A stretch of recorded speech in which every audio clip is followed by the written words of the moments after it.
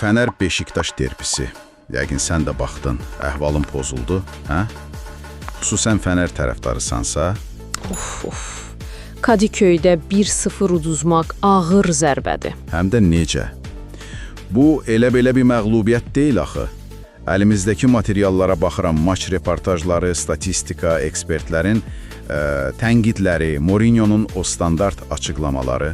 Hə də, hamısı deyir ki, bu təsadüf deyil. Bəli, gəl elə bu mənbələri bir, necə deyərlər, açıb tökək. Görək bu məğlubiyyətin kökündə nə dayanır? Mourinho və rəhbərlik niyə bu qədər tənqid olunur və Beşiktaş tərəfi nə deyir bu işə? Məncə də. Çünki vəziyyət həqiqətən gərgindir. Mənbələr də bunu açıq yazır. Fənərbağçanın çempionluq ümidi demək olar ki, bitdi də bu nəticə ilə. Riyazi olmasa da, praktikada bitdi deyirsən. Elədir. Mənbələr Mourinho'nun o dəhşətli derbi statistikasını vurğulayır xüsusilə. Bu mövsüm Galatasaray və Beşiktaşla 5 oyun, 0 qələbə. 0, ciddi. Bəli, 0 qələbə, cəmi 1 heç-heçə, 4 dənə də məğlubiyyət. Hətta bəzi yazarlar, biraz da ironiya ilə, ötən mövsüm İsmail Kartal'ın 10 nəfərlə qazandığı o Beşiktaş qələbəsini xatırladırlar. Yadımdadır o oyun.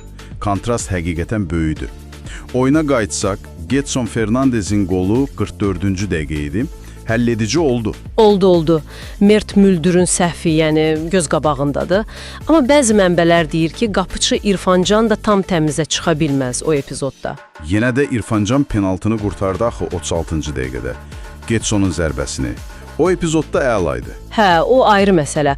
Amma o penaltı zamanı Azərkeşin lazer tutması, mənbələrdə yazır, rəzalət idi sadəcə. Biabırçılıq. Yaxşı ki, o adamı tapıb cəzalandırıblar. Sonra Beşiktaşın sosial medialar reaksiyaları. O da bir başqa mövzu. Hə, evim, gözəl evim zat. Kadıköy bizə deplasman deyil. Biraz da duz bastılar da yaranın üstünə. Dərbi həyəcanı deyək. Taktiki tərəfə gələk. Mourinho yenə tənqid oxlarının hədəfindədir. Əlbəttə, mənbələrdə onun qərarları çox ciddi sorğulanır. O daimi sistem dəyişiklikləri, bir baxırsan üçlü müdafiə, bir baxırsan dörtlü. Oyunçuların yerləri ilə oynaması lap anlaşılmazdı. Şimanski birdən-birə solda, Oğuz Aydın sağ cinah müdafiəçisi. Bu nədir axı? Hə də, mənbələr xatırladır ki, Nesirinin o statikliyi, Talişka ilə uyğunsuzluğu neçə dəfə görünüb, amma Mourinho israrla yenə bu cütlüklə başlayır oyuna. Ceka kimi forvardsa kənarda oturur.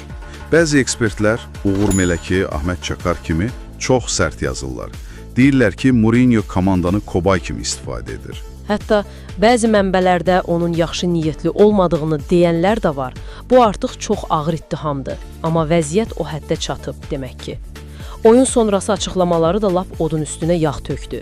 Yenə eyni nəğmə. Hakimlər, var, verilməyən penalti, danışmaqdan yoruldum, heç nə dəyişmədi. Hətta utanmadan Türk futbol mədəniyyəti söhbətini ortaya atması.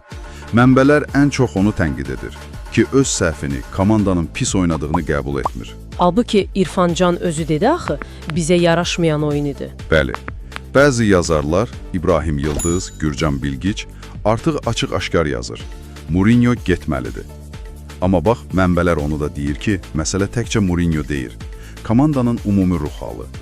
O aqressivlik yoxdur, hə? O mübarizə əzmi. Bəli, sanki tez təslim olurlar. Məğlubiyyəti tez qəbullanan bir görüntü var. Statistika da bunu göstərir. Gözlənilən qol XG cəmi 0.77.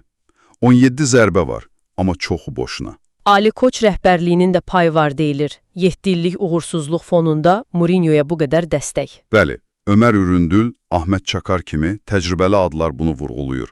Bu qədər səlahiyyət verilib, amma nəticə yox.